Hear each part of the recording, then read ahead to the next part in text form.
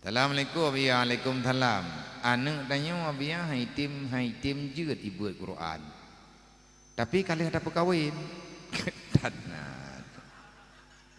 Kamu tibah tinangnya.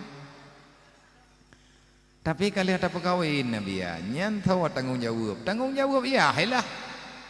Mang kali ada perkahwin, mana mungkin tanggung jawab promohi.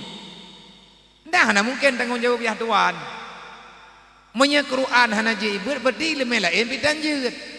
Nya menya terjadi sesuatu kesalahan dalam udip ji, nyo manganiah lako nyo pah tanggung jawab. Nang kajit tanyo yang gelom-gelom jeut ta beut, nyo ke yang lum pegah beno.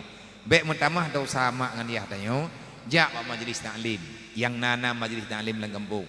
Dan bek malai tu untuk tak merno beut, tak merno Quran bak ngon. Imlatha hai ka purno droku. Hati-hati hana buat. Nyan kenyan tungku makna udip yang sebenarnya. Tak pemalai drode. Assalamualaikum ya Waalaikumsalam. Kiban hukum zikir maulid yang nalengi?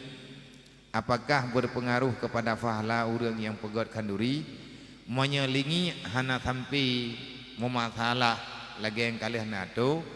Menye sekedar lingi normal hana bepe.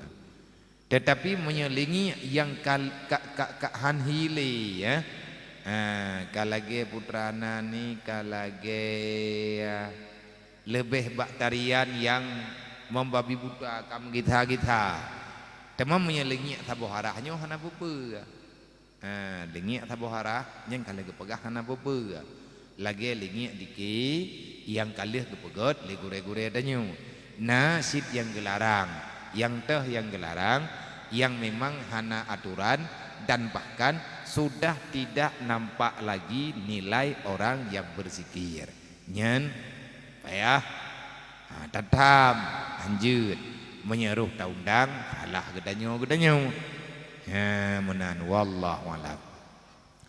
Jumlah impak yang terkumpulnya 4 di Gampung Dayah Tungku, Kecamatan Pekanbaru untuk pergerakan BMU WPU Peduli se-Nusantara dari hamba Allah Ta'ala sidang jamaah taklim memperingati Maulid Nabi nibak malamnya sebanyak Rp4.050.000. Alhamdulillah nyo sedekah drone yang terkumpulnya kalau terima menyenatamah naju juga panitia, dan ini akan kita arahkan untuk menindaklanjuti menyambung kembali amanah daripada Allah Yarham Ayah Dijinib melalui program BMU Peduli menyetanyo sayang teka almarhum tetingat teka almarhum yang susah hati itu watetang yang pediu almarhum haba-haba almarhum yang nabah api melingling iman tadi ayah menteng sajan ketanyo